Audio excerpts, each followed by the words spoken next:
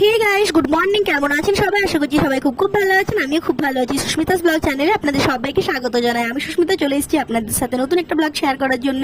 তো স্কিপ না করে পুরোটাই দেখতে থাকুন, আশা করছি আপনাদের ভালো লাগবে। তো আজকে যেহেতু রামনবমী, তাই সকাল সকাল চান টান করে বেরিয়ে গেছি মন্দিরের উদ্দেশ্যে। আর এবারে রামনবমীর পুজো কিন্তু তাড়াতাড়ি হবে, সন্ধ্যাবেলায় নয়। সন্ধ্যাবেলাতে যেহেতু নবমী ছেড়ে যাচ্ছে, তার জন্য এবারে পুজোটা আমাদের এখানে হয়েছে ওই দুপুরবেলায় 12টার সময়।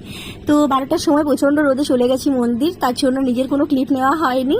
আর এই দেখুন, এটা হচ্ছে এবছরে আমাদের এখানের প্যান্ডেলটা দেখুন কি সুন্দর করেছে। আর আমাদের বজরংবলীকেও দেখুন একদম নতুনভাবে একদম সেজে উঠেছে, দেখে একদম চোখ সরানোই যাচ্ছে না, খুবই সুন্দর লাগছে দেখতে। আপনাদেরও কেমন লাগছে অবশ্যই কমেন্টে জানিও। তো এখানে আমাদের পুরোহিত মশাই এসে গেছে, তাই সবাই মিলে এখন এখানে পুরোহিত মশাইকে সবকিছু রেডি করে দেখিয়ে দিচ্ছেন।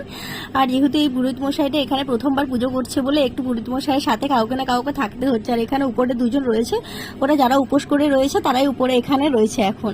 তো তারাই একটু হেল্প করে দিচ্ছেন পুরোহিত মশাইকে, সবকিছু দেখিয়ে দিচ্ছেন। তো এখানে আমাদের পুরোহিত মশাই প্রথমে ঘটের জল নিয়ে বজরংবলীকে করছেন, ভালো করে স্নান করাচ্ছেন। আর প্রথমে ছিটা দিদি করাচ্ছিলেন, বাট তারপরে দেখুন যখন উপর থেকে জলটা ঢেলে স্নান করাচ্ছে, সেই ব্যাপারটা দেখতে এতটাই সুন্দর লাগছে। জানি না মোবাইলে কতটা ক্যাপচার করা যাচ্ছে, বাট সামনের থেকে সত্যি খুবই সুন্দর লাগছিল। সেটা মনে হচ্ছে বাবা যেন স্বয়ং বসে একদম স্নান করছেন, এতটাই সুন্দর লাগছিল সামনের থেকে দেখতে। প্রথমেই পুরোহিত মশাই বাবা বজরংবলীকে খুব ভালো করে এক একটা করে ঘটের জল দিয়ে স্নান করালেন, তারপরে বাবাকে ফুলের মালা পরালেন এবং তারপরে গায়ে একটা চাদর চড়িয়ে দিলেন। তো তখন মন্দিরে অতক্ষণ বসে থাকা আমার পক্ষে সম্ভব হয়নি, একটু আমার বাড়িতে কাজ ছিল, তাছাড়াও খুব বেশি রোদ ছিল ওখানে বলে আমি একটু বাড়ি এসেছিলাম। আর আমি বললাম যে আমি একটু পরে চলে আসবো, বাট একটু পরে আমি আর যেতে পারিনি, আমার একটু লেট হয়ে গেছে, তাই বাকি পুজোটা আমি আপনাদেরকে দেখাতে পারলাম না। বাট যজ্ঞ শুরু হওয়ার আগে আমি চলে এসেছি। আর এখানে পুরোহিত মশাই যজ্ঞের জন্য পুরো কাঠটার বালি সব কিছু মিলে এখন রেডি করছে।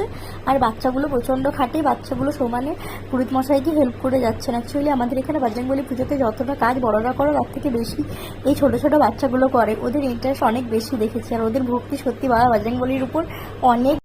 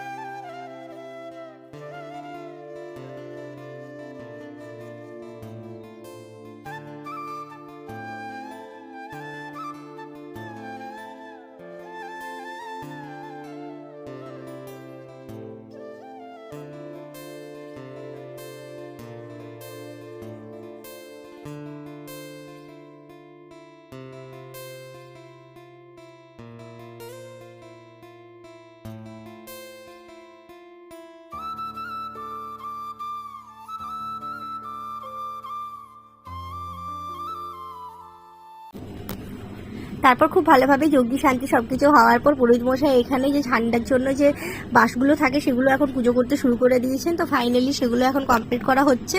আর এই দেখুন এখানে পুরো ভিড় একদম জমা হয়ে গেছে, কারণ সবাই তো এখানে থালা দিয়েছে, তার জন্য সবাই দেখতে এসছে পুজো কমপ্লিট হলো কিনা। তো সবাইকে টাটা, আজকের মতো পুজো এখানে কমপ্লিট হয়ে। তো দুপুরবেলায় মন্দির থেকে থালা নিয়ে সব বাড়ি চলে এসেছি, এত রোদে মন্দিরে যাওয়া সম্ভব হয়নি। তো রাত্রেবেলায় এখন ফাইনালি রাত্রেবেলা না সন্ধ্যেবেলা এখন একবার দেখতে বেরিয়েছি বাইরেটা। আর আমার একটা দিদা এসেছিলো, সেই দিদাকে বললাম চলো তোমাকে রাস্তা অবধি এগিয়ে দিই। তো সে এখন যাচ্ছি। আর এই দেখুন তো দুপুরবেলায় মন্দির থেকে থালা নিয়ে সোজা বাড়ি চলে এসেছি। এত রোদে তো আর মন্দির তখন থাকা সম্ভব হয়নি। অ্যাকচুয়ালি মন্দিরে তখন এত বেশি রোদ ছিল আর গরম, যে আর মন্দিরের দিকে যাওয়াই হয়নি। তো ভাবলাম সন্ধ্যাবেলায় বেরোবো। তো ফাইনালি এখন সন্ধ্যাবেলায় বেরিয়ে গেছি।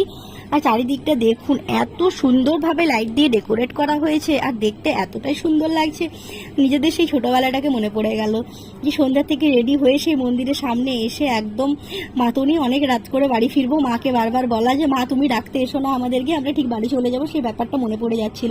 এখানে দেখো কত ছোট ছোট মেয়েগুলো সব একদম সাজুগুজু করে রেডি হয়ে গেছে, আমাদের সময় তার ক্যামেরা ছিল না, ওরা এখানে কেউ রিলস বানাচ্ছে, কেউ ফটো তুলছে।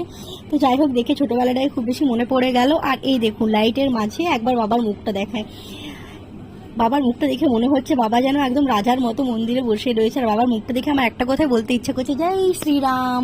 আপনারাও আমার সঙ্গে বলুন জয় শ্রীরাম। তো দেখুন এবারে এত সুন্দরভাবে সব কিছু হয়েছে, যেমন প্যান্ডেল হয়েছে তেমনই চারিপাশে লাইট হয়েছে, সব কিছুই জাস্ট একদম বাও, আমার তো খুবই ভালো লেগেছে। তো চলুন টাটা, আজকের ব্লগটা এখানেই শেষ করছি, দেখা হচ্ছে আপনার সাথে খুব শীঘ্রই নতুন কোনো একটা ব্লগে। আর আমার ভিডিওগুলো যদি আপনাদের ভালো লেগে থাকে সবাই অবশ্যই লাইক কমেন্ট শেয়ার এবং আমার চ্যানেলটিকে সাবস্ক্রাইব করে দেবেন। সবাইকে টাটা।